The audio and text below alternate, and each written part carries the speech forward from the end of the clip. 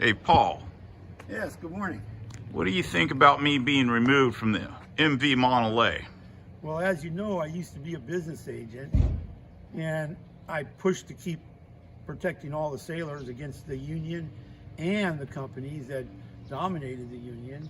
And if I was a business agent, when they pulled you off that ship, I would have immediately been on the phone with those people that run the company that used to be bartenders and pursers on ships, and I would have asked them, what was he charged with? How come he wasn't charged when he left? How come he didn't bring him up on charges until after 24 hours after the alleged event? And then from that point, I would say, well, this seems to be a medical discharge. Why wasn't he charged for his flight home? All this seems to be on hearsay of other sailors. And this is nothing new in the waterfront. When I was first in the SUP, I had people that wanted to get me fired because I didn't want to work overtime in LA on an unair-conditioned ship. And they'll go as far as to lie. They would say that if they can get 6 bookmen together, they can have you removed. No, sorry, that's illegal. Those rules were there. But the unions have been sued so many times over that they just turn a blind eye to it and let it fall off the table. No, if I was business agent, Rob would have never had these problems. I would have been down to the ship. I would have dealt with these guys here that are scamming the overtime, bum wrapping other sailors so they can scam the overtime. Like this guy Lopaka, I guess that he makes overtime if Robert Mentz would work at night. But even myself, veteran sailor, 1700 comes along, I take my shoes off, my feet hurt. I soak them in water. I don't want overtime. At the end of the road with overtime, you're gonna just be paying more taxes and you're gonna get basically the same amount of money. And the guy like Lopaka or some other people I've known, when they do this, and it happened to me a couple of times, it's usually that they want to turn you to and go sit in their room and watch a video, have a beer, and then they say what they did for overtime, they turned you to and knocked you off. I'm surprised the company allows this to happen. From what I understand about these guys and what I personally witness about them, they're all shady characters. They're the type of guys that are smuggling something, stealing the equipment from the ship, selling narcotics from one town to another town. These are the kind of people that pull this. They're self-centered.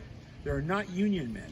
When I came into the Sailors Union in the Pacific District, I came in at a time when you still had a lot of old-timers from World War II, people that sailed before World War II.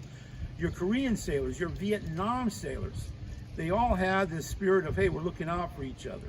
And they did. If you fell down and went lame for a little bit, the sailors would cover for you. Now, they'll run to the captain, we want to get rid of this guy because they'll have one of their buddies, that's one of their cliques they want to get in.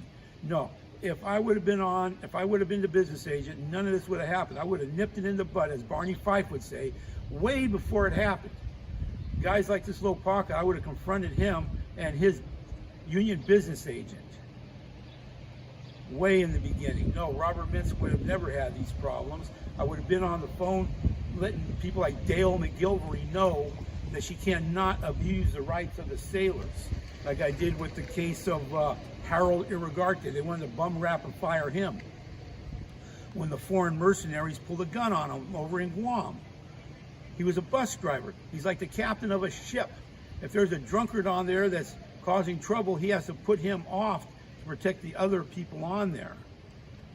Dale McGilvery, she's the type of woman that I guess if no one tells her what the rules are and puts her foot down, she's going to try to play poker with them. She's going to try to bluff them. She's tried that with me a number of times.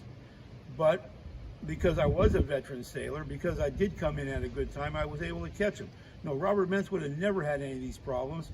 I would have confronted Gunnar Lumberg over these things. I would have confronted what's his name, Popolotsky, who to me, when I look at him and his history, I think he was a SIU A&G setup.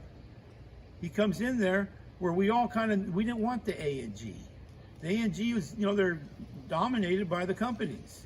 Of course, they're set up and organized by people like Harry Lumberg, who was friends with Richard Nixon and was a Republican, sued by the NAACP. I could say a lot more on that subject, but I'm not, because I want to concentrate on the injustice done to Robert Mentz on the ship. The MFOW should have went right down there and told everybody, hey, what did the guy do? Whose word is this on? Are we just firing him for convenience because he's meat swingers? No, you won't find that word in the dictionary, but it's kind of self-describing.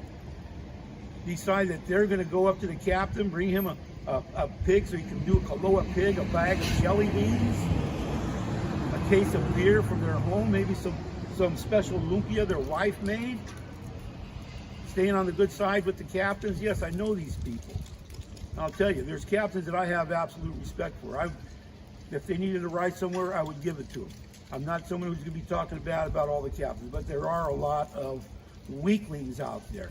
People that do what they're told by somebody out in Kansas who has a computer. Tells them what course to take on their ship. Get rid of him these days. Don't worry about it. The union will not back them up. And I've even had mates over at Strangle Oil of California tell me, well, why don't you tell your SUP business agent? I just let them know like this. I play poker too. I said, well, I don't go to him. Lamb curry and rice. Those are my business agents. I make a joke, but let them know that I did have some good Hebrew lawyers on my team. Something that seems to scare everybody out there in the industry world. Mercenary lawyers, AKA barracudas. But no, there would never have been a problem. God bless. Stick up for yourself. Be a good American. Amen. Amen. Amen.